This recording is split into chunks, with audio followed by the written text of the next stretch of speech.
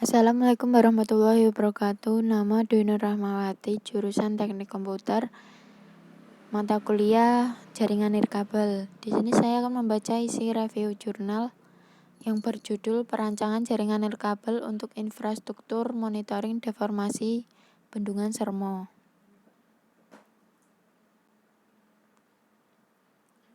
Judul Perancangan Jaringan Nirkabel untuk Infrastruktur Monitoring Deformasi Bendungan Sermo, Jurnal Perancangan Jaringan Nirkabel, volume dan halaman JNTT volume 1 nomor 3 ISSN 2301 sampai 4156. Tahun November 2012. Penulis Adin Swastono, Bambang Sutopo, dan Litasari. Review Dwi Nur Rahmawati, tanggal 17 Juni 2021. Tujuan penelitian, perancangan jaringan nirkabel untuk infrastruktur monitoring deformasi bendungan Sermo sebagai langkah uji coba. Sebuah kegiatan penerapan teknologi pemantauan deformasi bendungan berbasis stasiun aktif GPS atau GNSS course.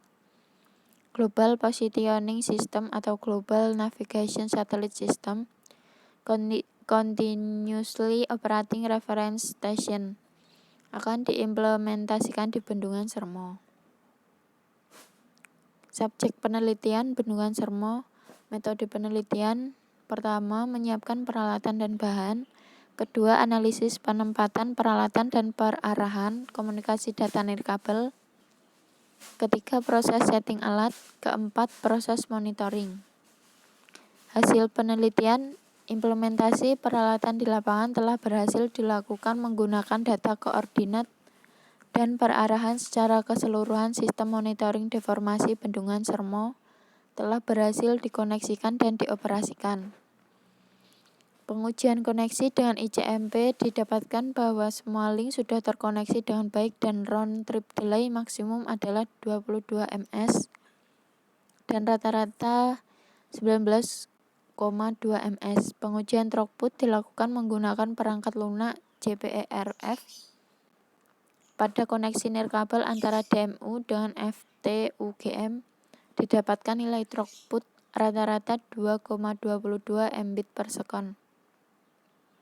Hal ini dapat disimpulkan bahwa throughput jaringan nirkabel pendukung infrastruktur monitoring deformasi Bendungan Sermo telah sesuai dengan yang diharapkan, yaitu harus lebih dari 128,57 kbps.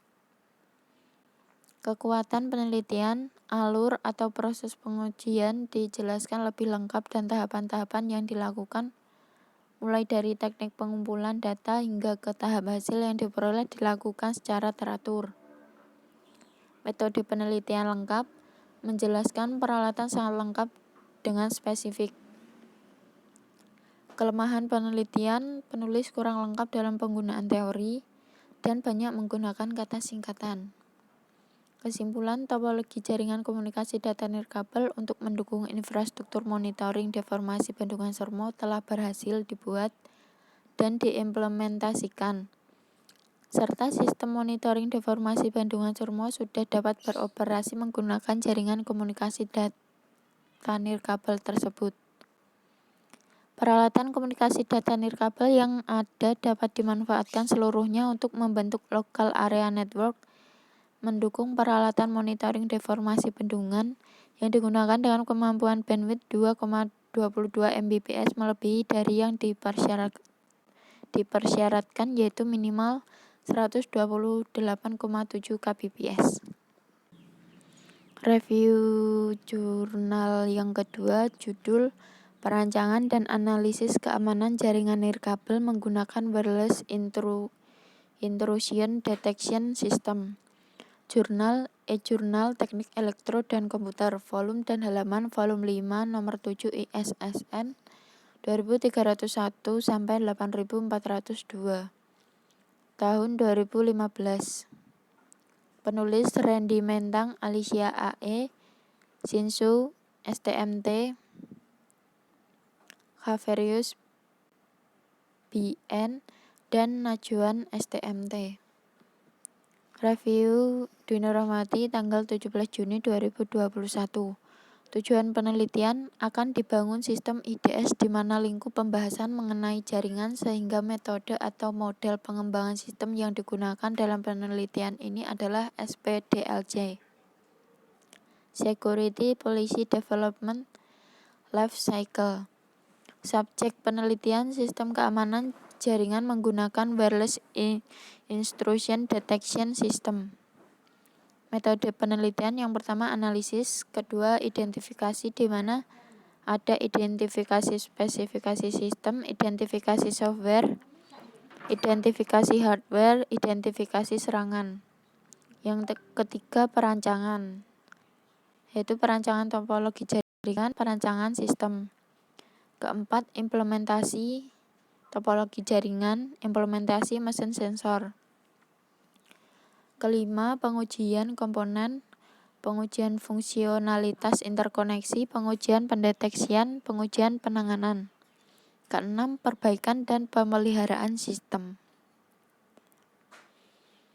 Hasil penelitian, analisis yang didapat dari hasil proses pengujian yang telah dilakukan adalah kondisi berjalan dengan baik pada saat sebelum terjadi penyerangan.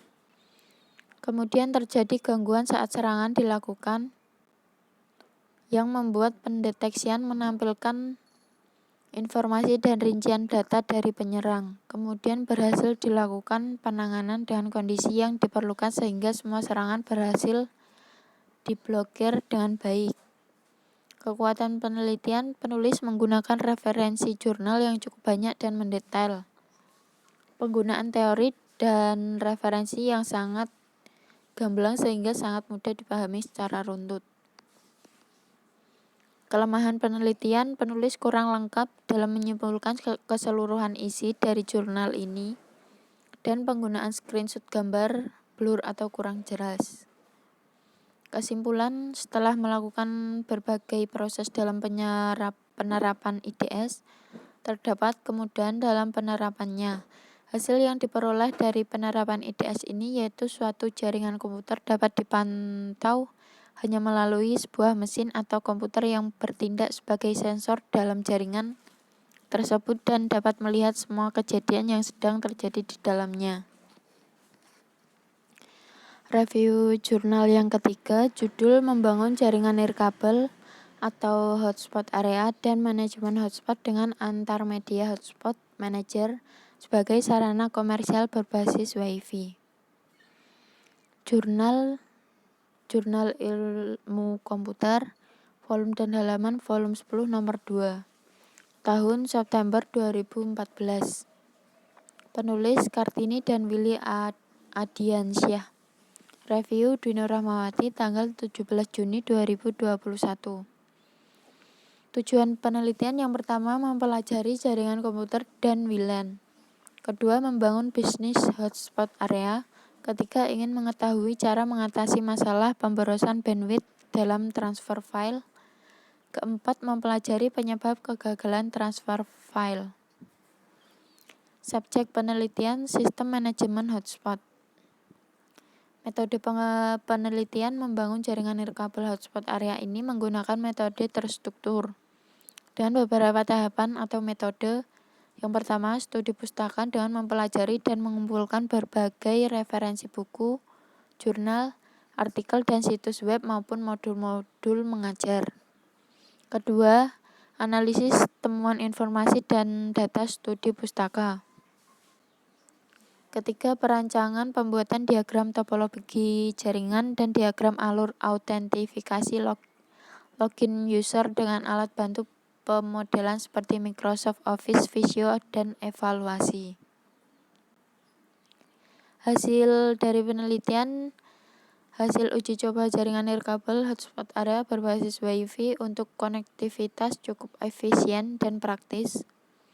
Untuk terkoneksi ke hotspot seorang user, membutuhkan waktu kurang dari 10 detik. Hotspot ini juga memungkinkan adanya monitoring pemakaian bandwidth baik upload maupun download.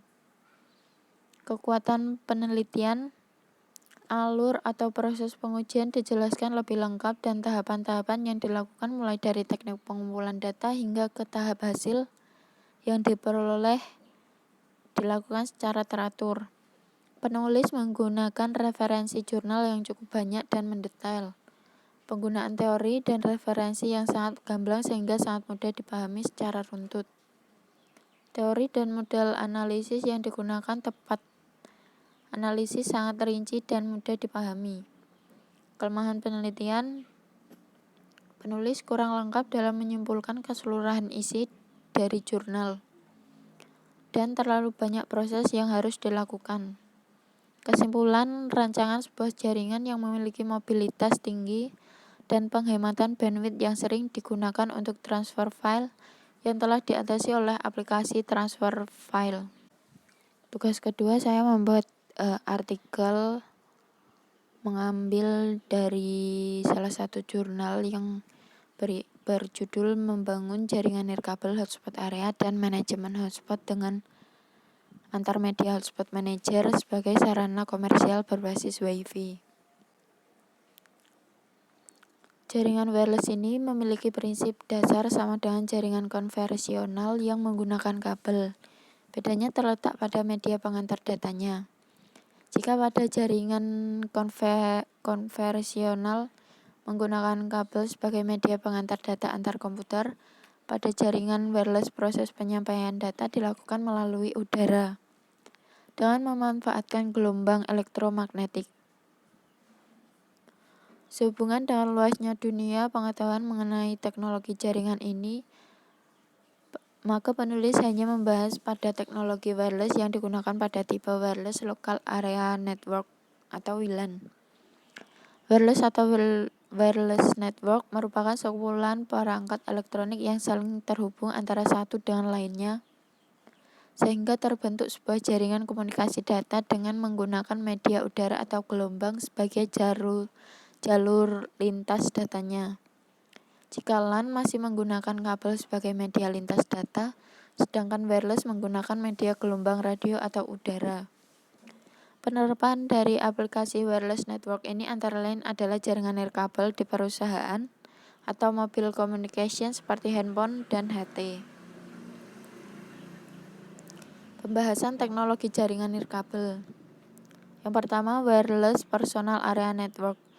Wireless Personal Area Network atau WPAN adalah jaringan wireless dengan jangkauan area yang kecil. Contohnya, radio frekuensi atau RF, teknologi yang sudah lama digunakan namun pasti kita tidak begitu sadar itu merupakan salah satu wireless. Dan RF ini merupakan perintis dari teknologi wireless yang ada saat ini. Kedua, infrared atau IR, yaitu sinar inframerah yang sebelum dipakai pada ponsel sebagai alat transmisi data. Teknologi ini digunakan dalam remote TV atau berbagai remote lainnya. Ketiga, Bluetooth. Teknologi Bluetooth ini merupakan modifikasi dari frekuensi radio, berbeda dengan infrared yang menggunakan medium cahaya. Bluetooth ini merupakan teknologi wireless standar pada ponsel yang berfungsi untuk pertukaran data dari jarak dekat menggunakan frekuensi radio sebesar 2,4 GHz. Kedua, Wireless Local Area Network. WLAN adalah singkatan dari Wireless Local Area Network, yaitu suatu jenis jaringan komputer yang menggunakan gelombang radio sebagai alat atau media transmisi data. Informasi atau data ditransfer dari satu komputer ke komputer yang lainnya menggunakan gelombang radio. WLAN juga sering disebut dengan jaringan nirkabel atau jaringan wireless. Adapun komponen-komponen WLAN, yang pertama mobil atau desktop PC. Yang kedua access point. Yang ketiga WLAN interface. Yang keempat antena-antena eksternal opsional. Ketiga, Wireless Wide Area Network atau WWAN. Memungkinkan pengguna untuk membangun koneksi nirkabel melalui jaringan publik maupun privat. Koneksi ini dapat dibuat mencakup suatu daerah yang sangat luas seperti kota atau negara. melalui penggunaan beberapa antena atau juga sistem satelit yang diselenggarakan oleh penyelenggara jasa telekomunikasinya. WIWAN meliputi teknologi dengan daerah jangkauan luas seperti seluler 2G, 3G, 4G, seluler digital paket data (CBPD), Global System for Mobile Communication (GSM), dan CDMA. Komponen-komponen WIWAN BTS Base Transceiver Station, kedua SIM card, ketiga modem, keempat handphone atau smartphone. Access point akan menjadi sentral komunikasi antar PC ke ISP atau dari kantor cabang ke kantor pusat jika jaringan yang dikembangkan milik sebuah korporasi pribadi. Access point ini berfungsi sebagai konverter sinyal radio yang dikirimkan menjadi sinyal digital yang akan disalurkan melalui perangkat WLAN lainnya untuk kemudian akan dikonversikan kembali menjadi sinyal radio oleh receiver. Model Open System Interkoneksi atau OSI. Model inilah yang menjadi model primer dalam komunikasi jaringan. OSI terdiri dari 7 layer yang terpisah tapi saling berhubungan. Model TCP/IP. Arsitektur protokol TCP/IP merupakan hasil dan penelitian protokol dan pengembangan dilakukan pada jaringan percobaan paket switch secara umum sebagai satu set protokol TCP/IP. Set protokol ini terdiri dari atas sekumpulan besar protokol yang telah diajukan sebagai standar internet. Di sini ada gambar perbandingan model OSI layer dengan TCP/IP. TCP/IP ada 4, OSI ada 7. TCP/IP application layer, transport layer, internet layer, network access layer. Sedangkan OSI application layer, presentation layer, session layer, transport layer, network layer, data link layer, dan physical layer.